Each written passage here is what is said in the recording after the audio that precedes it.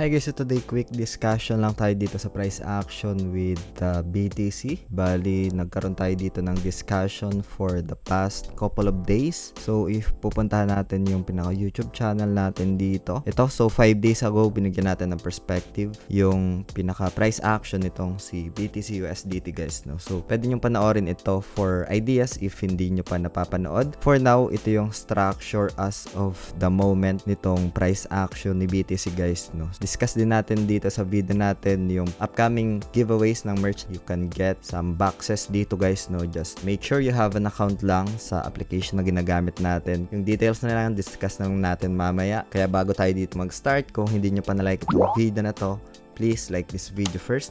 Subscribe nyo yung YouTube channel natin, turn on the bell icon para ma-notify kayo dito sa mga updates natin na ginagawa sa ating YouTube channel. So, as we can see nga dito guys, meron tayong nilagay dito na trend line, no? So, kinonect lang natin yung mga diagonal support sa downside ito. Like, for example, 1, and then like this one guys, no? So, meron ditong mga key support area. And then, kinonect lang natin to. Itong dalawang to, papunta dito. Tapos, potentially, no? Diniscuss natin ito.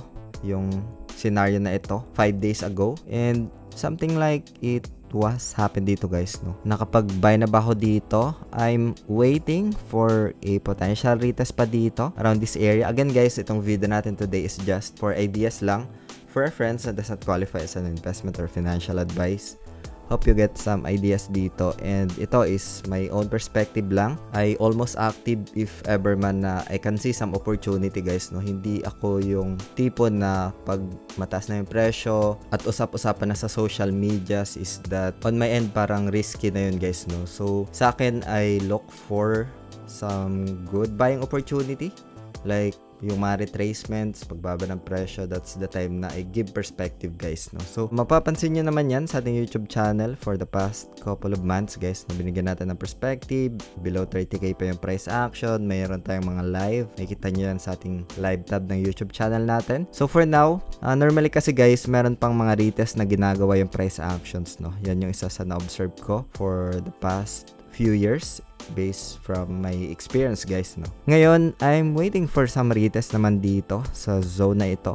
Meron ako ditong around this area, yung pinaka buy zone ko around 54-52 territory. We'll see if ever man na i-retest yan. I don't have this magic ball, pero I have some DCAs naman dun sa mga nakalipas na araw guys, no. So meron ako dito mga trades, like for example, I do have this shorts, ayan, and then I take profits ito guys, no. Ito, so itong pinaka-arrow up na ito guys, meaning that's my take profits doon sa pinaka-short ko guys, na if ever na bumagsak yung presyo, magkaka-profits ako. So it was confirmed naman kahit papano. Yan ay sa perpetual, and if I observe sa price action, nagkaroon pa siya ng pagbaba ng presyo, pero I decided to take profit na dito guys, no. So for now, on the long-term perspective naman, I'm looking for a DCA maybe around this zone, no. So yan yung isa sa tinitingnan ko dito, tapos benta ko na lang in the next coming months, no. So I'm waiting for a next retest lang dito.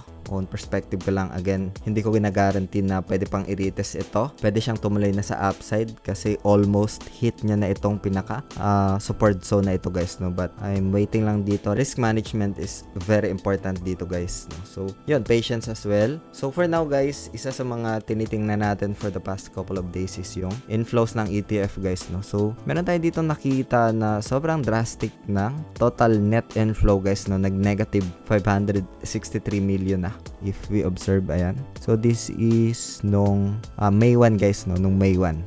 So data ito nung May 1, nagkaroon ng drastic decline itong ETF, spot ETF net inflow guys, no. So ito yung pinaka-data niya. As mentioned nga dito, merong decrease, no, 8,107 BTC, ayan.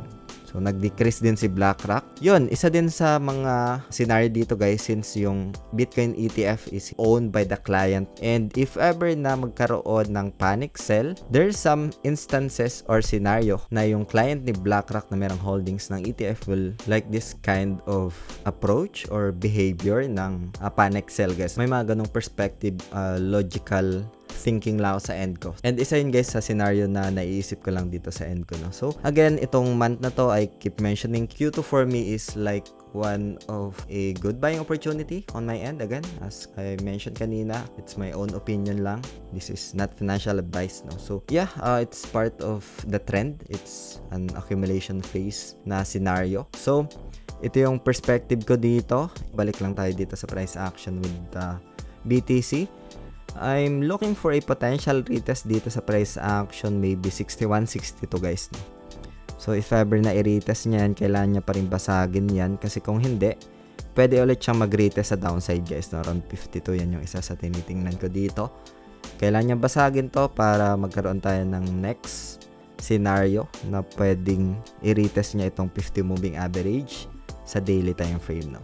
So, itong application na ginagamit natin, it's pretty basic lang. Lalagay ko na lang sa description ng video na to or sa pinned comment para mapuntahan nyo.